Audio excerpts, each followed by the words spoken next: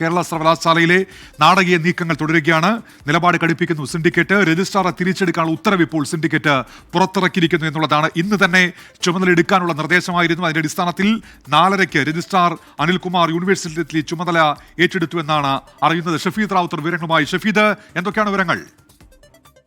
ഉന്മേഷ, കേരള സർവകലാശാലയിൽ ഇന്ന് അത്യന്തം നാടകീയമായ സംഭവങ്ങൾ നടക്കുന്നു. അതിന്റെ അവസാനം വൈസ് ചാൻസലർ സസ്പെൻഡ് ചെയ്ത രജിസ്ട്രാറെ തിരിച്ചെടുക്കാൻ സ്പെഷ്യൽ സിൻഡിക്കേറ്റ് ചേർന്ന് തീരുമാനമെടുക്കുന്നു. അതിന്റെ ഉത്തരവിറക്കുന്നു.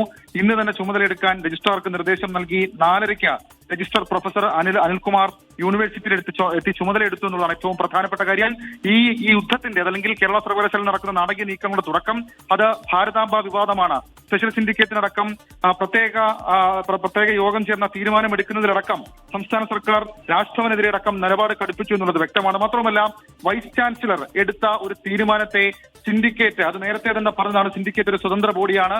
സ്വാഭാവികമായും അവിടെ വൈസ് ചാൻസലർക്ക് മാത്രം ഏകപക്ഷീയമായി തീരുമാനമെടുക്കാൻ കഴിയില്ല എന്നുള്ളതായിരുന്നു സിൻഡിക്കേറ്റ് അംഗങ്ങളുടെ അടക്കം അഭിപ്രായം. ഇന്ന് നമ്മൾ കണ്ടതാണ്, സ്പെഷ്യൽ സിൻഡിക്കേറ്റ് ചേരുമ്പോൾ വൈസ് ചാൻസലർ ഇറങ്ങിപ്പോകുന്നതടക്കം നമ്മൾ കണ്ടതാണ്.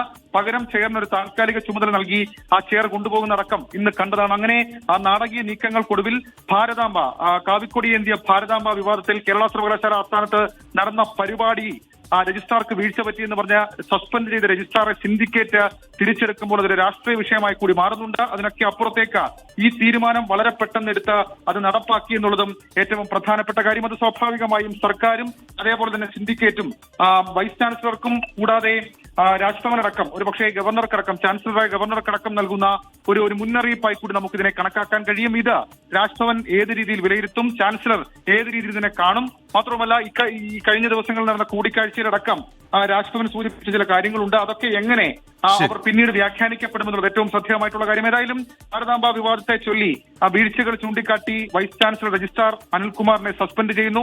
അതിനുശേഷം ഈ വിഷയം ഹൈക്കോടതിയിലടക്കം നിലവിലുണ്ട്. അതിന്റെ പശ്ചാത്തലത്തിൽ ഒരു പ്രത്യേക സിൻഡിക്കേറ്റ് ഒക്കെ ചേർന്ന് രജിസ്ട്രാറെ തിരിച്ചെടുക്കാനുള്ള ഉത്തരവിറക്കുന്നു.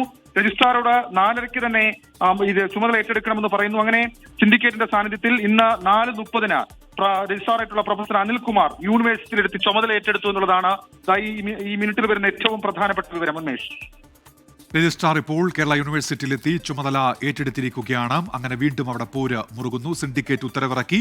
രജിസ്ട്രാർ ഇപ്പോൾ അവിടെ എത്തി ചുമതല ഏറ്റെടുക്കുകയും ചെയ്തിരിക്കുന്നു. ഷഫീദ് റാവുത്തറാണ് തിരുവനന്തപുരത്ത് നിന്ന് വിവരങ്ങൾ നൽകിയത്.